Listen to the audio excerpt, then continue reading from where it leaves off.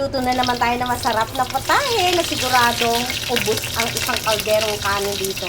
Ito muna tayo ng daing. 5 pirasong daing pala to mga babe. Binabad ko muna to sa tubig kasi maalat yan eh.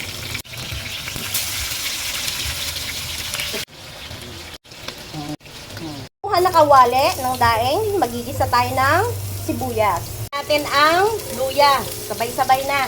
Bawang, sabay na rin ang kamatis. 2 pirasong kamatis yan. Malambot na yung kamatis, ilalagay na natin tong daing. Ayan, naaamoy nyo mga babe, ang bango-bango, nakakatakam na. Yan, maglalagay tayo ng gata.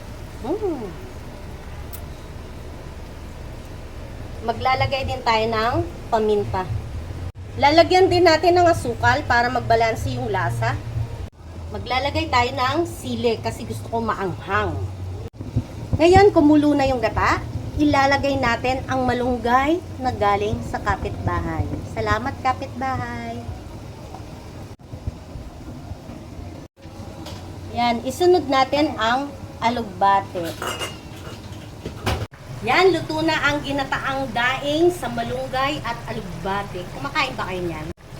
Ang bango big, naaamoy nyo? Tara mga big, kain tayo. Thank you for watching!